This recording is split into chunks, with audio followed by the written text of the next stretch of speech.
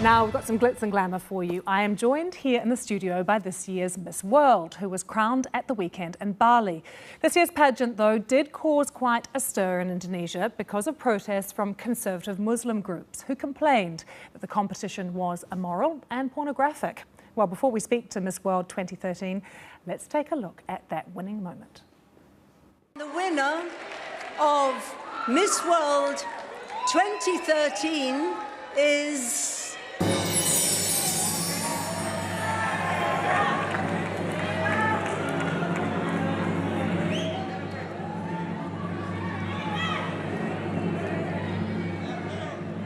Philippines.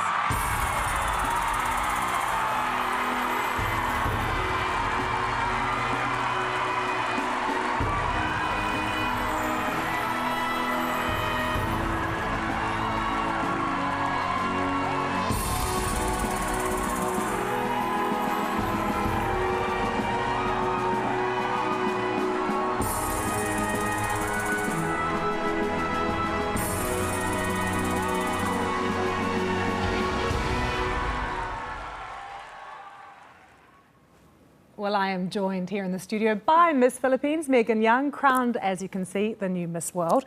Congratulations. Thank you, Lucy. We watched that together, and it almost seemed to me that you felt like it hadn't sunk in yet. It actually hasn't sunk in yet, and this is actually only my second time to watch that video, and I still feel like crying whenever I watch it. How was it that moment when you heard that your name, Miss Philippines, called out? It was surreal, actually, because I was already preparing myself that, oh, maybe I won't get it, so I was preparing myself because I just wanted to have that acceptance that if I win it, then it'll be spectacular. If I don't, then it's fine with me. I wanted to be a good sport that night. Reading the papers over the last few days, you're still on the front pages of the papers in the Philippines. The reaction there has been unbelievable. How does that feel? It's heartwarming for me because we've had a lot of issues going on for the past month back home with tragedies that have been happening. And for me to be that spark of hope and inspiration back home, for me to be being able to uplift the spirits of my fellow Filipinos is an honor, actually. Why did you decide to enter in the first place? Well, it's funny because I always tell people, and I told this to the judges at our closed-door interview, that I did think of pageants as very superficial. That's one of the reasons why I didn't join before, even though people had constantly been telling me, Megan, you should join, you should join.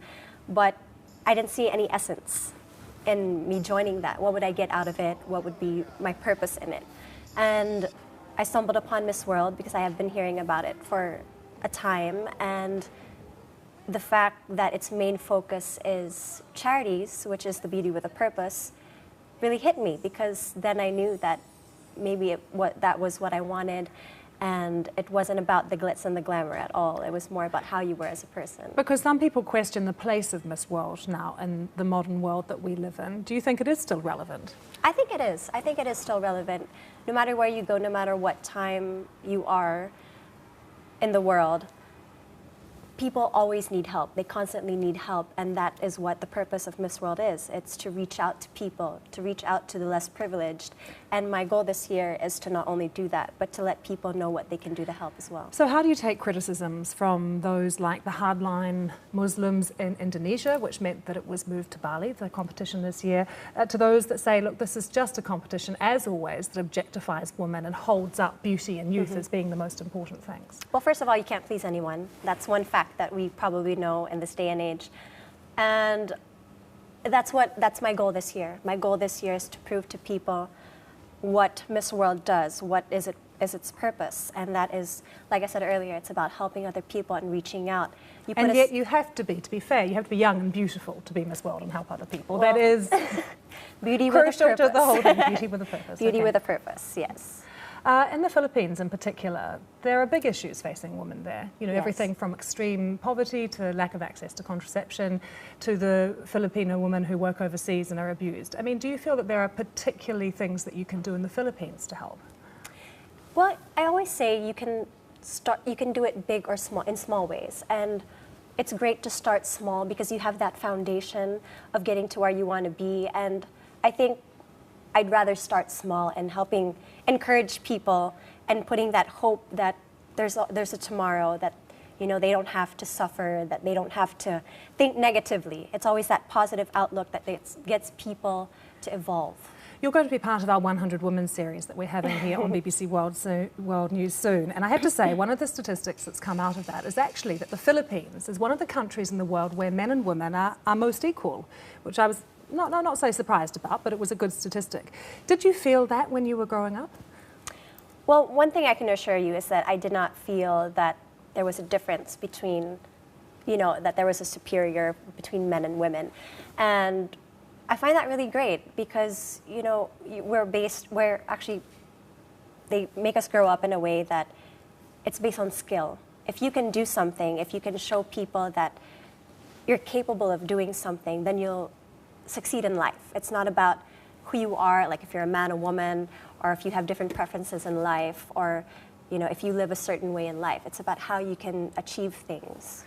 I very quickly just want to ask you at the end, we also had on this program Miss Aslamia, who was the winner that was crowned, and she said to us that she would be watching the competition as well. Do you have any views on the fact that there was this competition that went on the side of Miss World? Yes, I had heard about that, and I think it's a very respectable competition because they show how they are as an Islamic in their Islam society and how they can show their ways. I heard that they read the Quran. It's one way of showing people how they can achieve that title. And same thing with Miss World, because we also have our Beauty with a Purpose, which is supporting charities. So we each have our ways of showing people how to be beautiful. And with Miss World, it's through the heart. Megan, thank you so much for coming in. We did ask for all of our viewers in the Philippines to send some questions, but all they sent was their congratulations and how incredibly proud of you they are. So thank you very much for joining us here on the Impact Studio. As I mentioned, here on the BBC, we're going to be running a special season throughout October called 100 Women. It starts from next Monday. And through a series of reports, discussions and guests, including Megan, we're going to be looking at what the risks, challenges and opportunities are for women in the 21st century. So do join in the debate. We do want to hear what you think. For more, just check out our webpage.